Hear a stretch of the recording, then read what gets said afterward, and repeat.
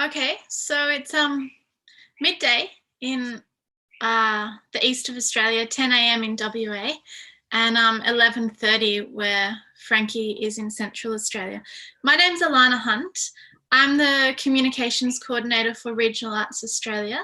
I'm also an independent artist and writer. I identify as female, and I've got fair skin, long dark hair, a black shirt on, and I'm sitting in front of a crowded bookshelf. So I'll be speaking today with Frankie Snowden and Léuli Eshraghi about our experiences as independent artists working outside of metropolitan centres during COVID-19. We're going to begin with a brief introduction of who we all are and where we're speaking to you from. So Regional Arts Australia acknowledges Aboriginal and Torres Strait Islander owners of country throughout Australia. And more specifically, I live in the town of Kununurra, which lies on Mirrawong country. Kununurra is an English bastardisation of the original Mirrawong word Gununurrung, which means river or big water. And so, although it's obvious, I just wanted to make a small point of mentioning that colonisation not only changes the sound of the word, but also like pulls out the meaning, removes the meaning from it, empties it. So it's these kind of continuing violences of colonisation, also the absurdity and fragility of modern nation states that are the focus of a lot of my work within Australia and also South Asia. So I'll hand over to Frankie now for a brief introduction. Whoa, Alana, that was so good. So in depth. Yeah, my name is Frankie Snowden, and I am a female identifying dance artist who is based in Central Australia in Alice Springs, which is on Aranda country. It's one of three, Alice Springs is comprised of three Aranda areas, and the one that we spend the most time on is Mbantua. I pay my deep respects to the Aboriginal elders past, present, and the young people emerging through the ranks for guiding me through my life. I was born here and grew up here, which makes me a Yipirinya baby of sorts. Yipirinya is the hawk moth caterpillar, and the ranges that surround Mbantua, Andulia and Ilpama, they comprise the caterpillar dreaming or the Yipirinya dreaming. So we sit nestled in a kind of valley of 900 million year old mountain ranges, and it's really amazing. I have short, dark, curly hair and multiple piercings in my face and ears and a very long neck. And I'm sitting in my bedroom in front of an extensive array of clothes and costumes that I have collected over the years. In my practice, I work primarily with independent dance artists to realize work that is both or is all things, including performance and touring, dance education for people of all ages, abilities and levels of connection to dance, and also have a really strong belief in and drive to diversify our understanding of research and practice in dance, and how we can spend more time practicing and perhaps not so much time trying to produce product-based work that requires short time frames and less thinking. It's hard to encapsulate everything into one little bit, but maybe I'll just stop there for now. No, that's great, Frankie. Thank you. And Léuli, can we get a brief introduction from you and where you're speaking to us from? Hi, Talafalava. My name is Léuli Eshraghi. I'm a Samoan, Persian, Chinese, European artist, curator, researcher, currently in Nhulunbuy in Yolngu country, and I've been here for 2 months. And before that was living in Gutamalang, Darwin, and also Jojage, Muniang, Montreal. And with COVID, I find myself here for an extended period of time. My partner works here locally. And so in my practice, I'm really focusing on Indigenous languages.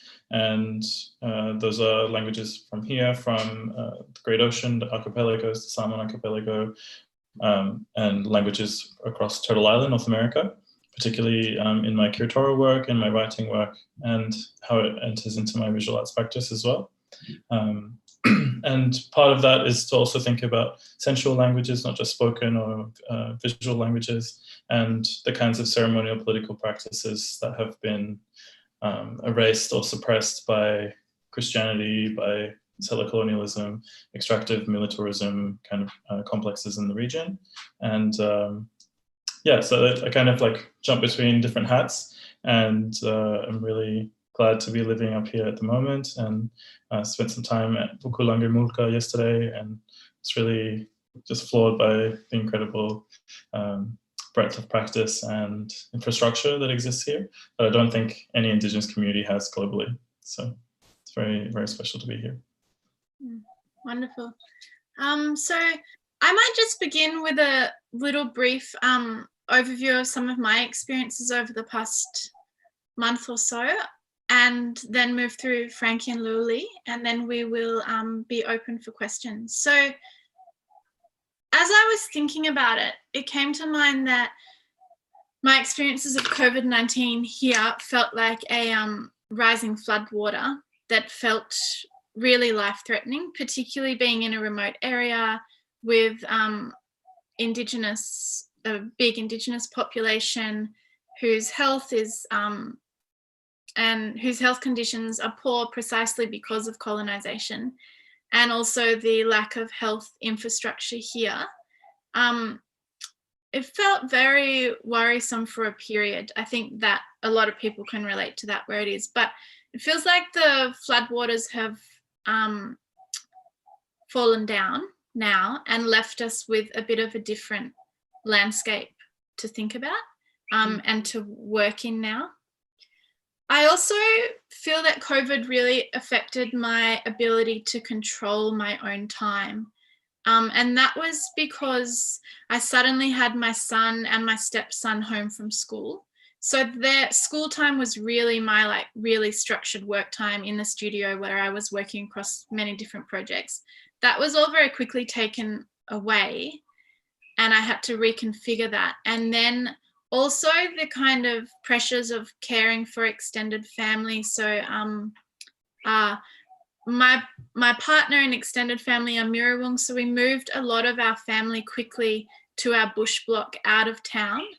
But our bush block was actually on the NT side of the border, which quite quickly the borders were blocked. So we had a lot of pressure just getting food supplies, maintaining communications in an environment where there's no phone or internet reception at all. And getting like school material to kids out there, and all of those things created a really kind of complex situation for a few weeks that seems to be finding a little bit of a balance right now. Within my own practice, I'm quite used to working in my studio remotely with people around Australia and overseas. So that switch for me to kind of a digital realm wasn't very new. It wasn't a big change to how I was working. And I also feel for my practice, like I do exhibit in galleries, but galleries are not the prime space that my work moves. So I also feel a little bit lucky that because my practice was already dispersed in different ways, it wasn't dependent on one kind of platform. It hasn't suffered the loss that I know a lot of my peers have. I've also been really appreciative of some of the online platforms that have emerged. And one is Frankie's own dance classes with Guts. I've been able to listen in on public symposiums with ACCA in Melbourne, FICA in New Delhi, and also New York-based Polis project that I do some work with. But that's all been enabled because I have a computer and internet. And I know that that digital divide is really strong, not just globally, but specifically around the area that I live in as well. So while I am very kind of conscious and struggling of the state of the world and of the arts in a kind of quite devastating picture, I'm also hopeful that a lot of the existing inequities that have come about, that have been made more visible due to COVID, are things that we can start addressing across society, but also within the arts. And that gives me kind of a sense of hope. But I'm also conscious that I don't think that's going to take place without a bit of struggle, without, being very conscious of trying to make that materialize. So, Frankie, do you want to share some reflections? I know that your practice is really, it is really physically grounded, which is quite different to mine. So you've had a really different experience of that personally within your own work. And I'm also wondering how you think the restrictions and COVID have impacted the cultural landscape and community where you live. Sure. Yeah. So as a dance practitioner, my entire artistic existence really depends on being in rooms with other people and moving bodies together and having people watch that in quite small spaces. And so almost every single facet of the way that we operate as a dance community and dance makers has been challenged. I was on a big regional Australian tour from mid-early Feb until about 3 days before everything went crazy, and we felt like we were being kind of chased by COVID around the country, and felt very lucky that we were in regional spaces and not in cities, because we were conscious of what was happening, but we were checking in every day and really aware that we were in much safer communities in terms of population size and exposure to the virus. But then I landed back in the Northern Territory about 2 weeks before we shut our borders, and very quickly it became very clear that it was going to be a situation in which if we didn't act quickly with the fragility of our population here, we could be in a very, very terrible position. And I think because the Northern Territory acted quite swiftly, what was quite a scary thing has kind of subsided relatively quickly. And I feel like we're in kind of safety bubbles a little bit where we live. Like, I can't get 20 kilometres out of Alice Springs without a biosecurity pass. So there is no choice but to be here and be connected to being here. And whilst that was quite strange at first, especially after having been on tour and moving so much, I think once we came to terms with the fact that we were grounded and that things weren't likely to shift for us in terms of movement or capacity to be together in a studio, we kind of a really deep sense of calm entered into the way that I was thinking about how to survive through this time in terms of practice. I'm very lucky that GUTS, which is the organisation that I run, we've set it up in a way that allows myself and my co-director to access JobKeeper. So financially, I've been supported, and that's been really fantastic. But I had 10 months of work, touring, making new shows, bringing artists into the Northern Territory, working with 250 young people, putting together a festival for the first time in Alice Springs, and it's all gone. And it actually can't be replaced. It just has to be held for another time.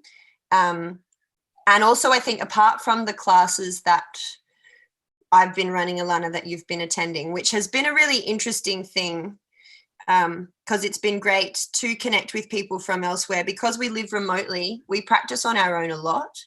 And all of a sudden I'm dancing with people from all over the country that I wouldn't normally connect with on a weekly basis, which has been quite lovely. But there is a deep strangeness about dancing via a camera to other people somewhere else. And from the first class that we did, we were really aware that for us, dancing doesn't exist most potently in a digital medium. And so we haven't put much effort into going digital because we need to be connected to people in a way that only dance in a live spectrum allows. So we decided to wait. We've decided to wait until we've figured out ways to work with each other that are safe, but that are real, because our work won't translate, and we don't have the skills or the capacity to all of a sudden move all of our attention to be digital thinkers, as well as maintaining a creative practice that is substantial and meaningful to us.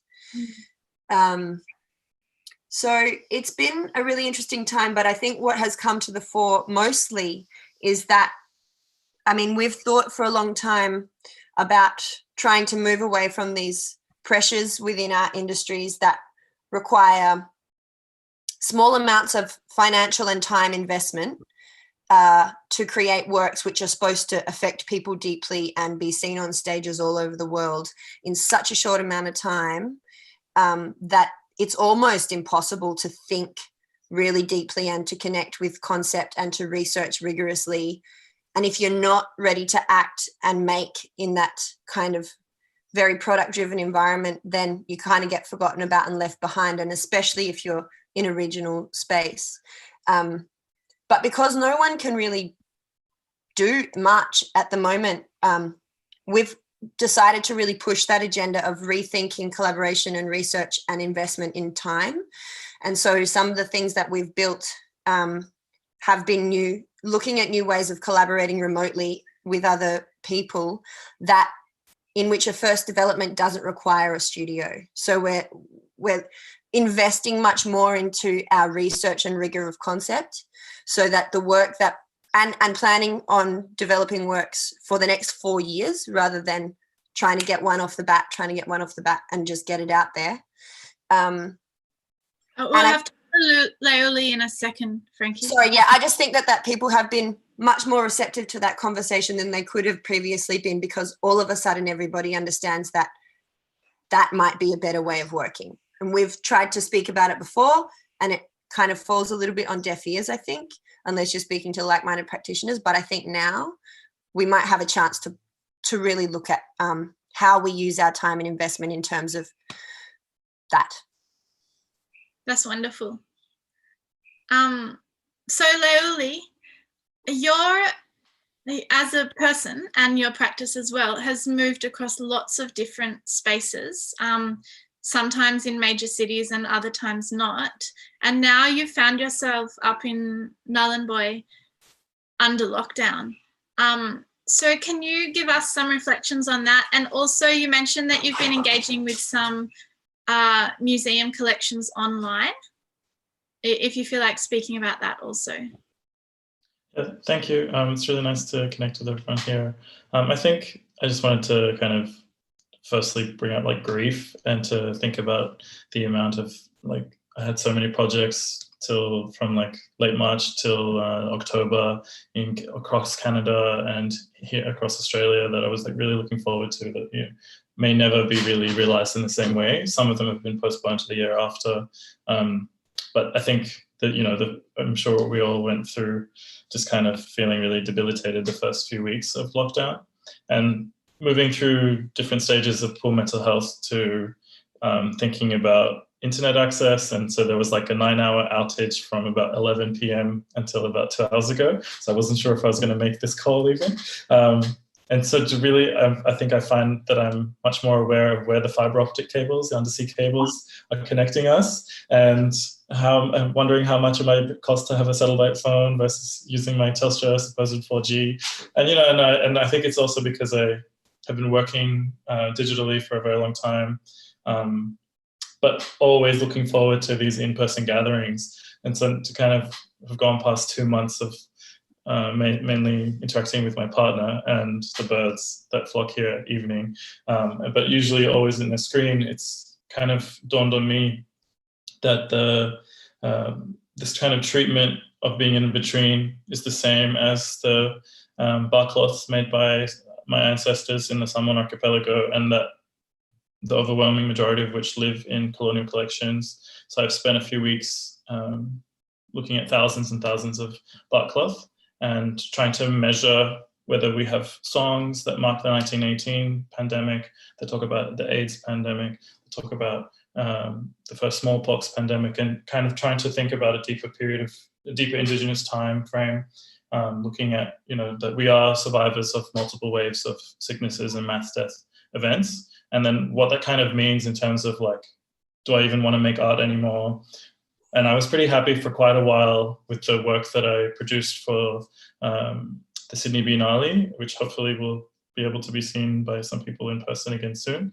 And that was really 2 years worth of research, production, working with a lot of partners across Australia and Canada, and a lot of cultural consultation with senior Samoan artists. And that for me, I was like, for quite a while, I was like, that's enough. And then I was like, okay, well, I'm at home. Time to write some poems. So I've been actually making a new work that will be premiered tomorrow with Monash University Museum of Art. It's a series of digital drawings and voice recorded poems set in 2025. So from the recent future, looking back at now, looking back at previous pandemic periods, and imagining, if things can shift so swiftly, in a matter of weeks on a global scale, we don't have to go down the lazy path of dystopian futurisms. We can have very different kinds of futures that are hopeful, that are generative. And so I think it's somehow a blessing and a curse of being in the arts, that we think about culture in deeper time, in shorter periods of time, but ultimately we need hope to survive. And so that's been really important to me. And I also wanted to say about joining Nuholani's dance classes to learn Ori Tahiti and Hula Hawaii on Friday mornings when the internet connection permits. Last week it didn't. And that's something that I did when I lived in Melbourne a few years ago. And so it's been really important to kind of be able to move. And I was like, I haven't danced for months, because I just haven't gotten into the, like, Next Wave have a whole program this coming Saturday. And I think it becomes easier, as we both said, to connect with the DJ sets and live dance performances coming in from New York, from LA, from Honolulu, wherever. But it's still through a screen. So I think when you have a closer existing relationship, it becomes easier to move that body again, realize that the hips know how to do something. Yeah, it's been hard, but I think it's definitely a time where I'm pivoting. So I'm supposed to be. Yesterday, I was supposed to return to my postdoctoral fellowship at Concordia University in Montreal. Doesn't look like that's happening this year. So I'll be joining my partner living in Mbandwa in a few months' time, so I can come to Frankie's class in person. And I think that kind of that living out here and not living in Melbourne or Sydney has provided, but being able to orbit those places has enabled me a much more enriched relationship to this land. And of course, there are different countries that I'm moving through, but it's rekindled a different kind of relationship to Australia as a whole. Great. I could keep speaking to you both about so many things you've said, but I think it's time we move to questions. We've got 7 minutes left. Eddie, are there any questions that have come through? Yeah, we've got a couple of good ones. Sarah Norm from Feral Arts had a beautiful one right at the start, which is, do you think that COVID has shone a light on the regions? They said it feels like there's a lot of online content coming from the region at the moment. We had a meeting. I facilitated a meeting for APAM a couple of weeks ago, and had this realization mid-meeting, which I bang on about a lot. I mean, I grew up in Alice Springs, Mbandwa, went to Melbourne for 10 years, came back after never thinking I would. And now I can't imagine living back in a city or being an urban practitioner really again. But I really felt like and feel like maybe regional arts can have a moment where we rise to the fore of models of practice, because so much of what we make is first embedded in our communities. And even if it's designed to tour or to go elsewhere, it's been first developed in communities that have a different way of investing and being with people's work. And I think with mobility being going to be something that is really difficult, we're going to have to be looking at models of practice and engagement and art making that is not about a touring model necessarily, or that art from somewhere else that is not our home is more interesting for, whatever reason. And so I really feel like if we can encourage all practitioners to be connecting with their regional sectors, they might learn things about how they will survive within their communities in places that don't necessarily think about the work that they're making or who is viewing it in the same way as the regions do. Great thoughts, Frankie. Thank you. Léuli or Alana, do you guys have anything you want to add to that? Well, I just back that up. I think our relationship to place where we are, can't speak for every artist practicing outside of a city, but I think the place that you're in intuitively is a big part of how you work. And I think now that we're all grounded and we need to think about our movement around the world generally, like really bringing that to the fore is something that regional artists and organizations can kind of lead in, definitely. Yeah, I just also wanted to say that I think the feeling of isolation of being in regions and not in being in the two cities that majority of the discourse and touring and things happen between in Australia. I think now that we're all experiencing isolation and living in our houses, it provides a very different spectre and possibility for engagement and connection across vastly different geographies and class boundaries, gender, sexuality, culture, etc. I think another thing that has struck me recently is realizing that in the Northern Territory or in other regional parts of Australia, we are going to be able to meet far sooner than folks in bigger cities, and how we meet, and like kind of making sure that elders and anyone who's immunocompromised still has a place. And there's a lot of strange eugenicist kind of discourse coming forward, and I think it's really important to resist that and not go down that dystopian path. But yeah, I'm very grateful for the opportunities to connect with folks like right now, and I feel that I think it's also a gift of time if you have the financial capacity to. Like, all my income evaporated, and just doing my best, and going to write a few books or something like that. So I think how we spend the time and what kind of contribution you want to make, all of these kinds of much deeper soul searching kind of moments, it's precisely the time we need to rethink the entire culture of Australia, because it's well and truly broken well before this funding round from the Australian Council.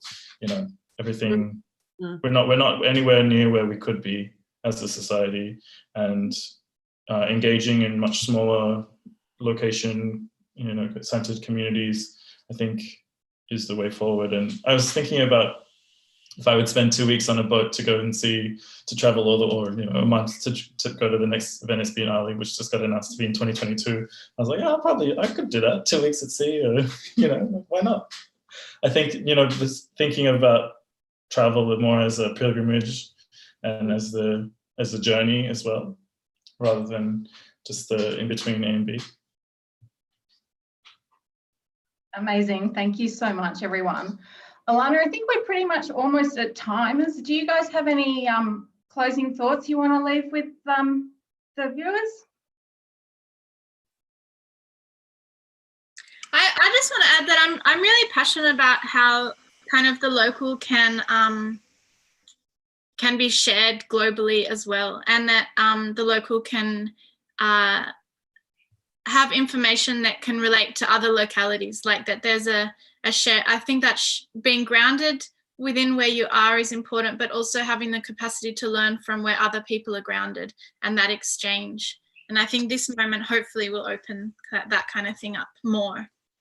Yeah, I think also I haven't done a bunch of touring in my career, but the most recent touring I did was all to regional centres, and the just the types of audiences and the questions and the engagement with work from other regional spaces in those spaces was like quite fascinating and amazing compared to performing work in capital cities in major festivals and things. When, yeah, I don't know, it's a very important thing to remember that, like, the exchange between regions as well as like from regional to urban or, you know, whatever, is also going to create a really rich discourse and a pride in our regional spaces that I think is really useful and important to move forward with.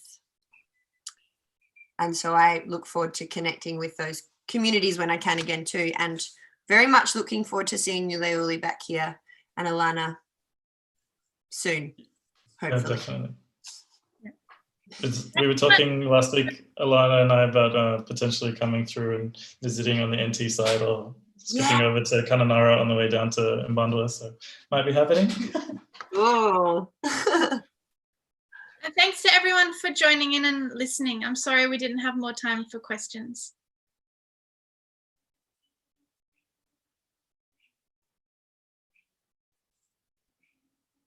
Thanks, everybody.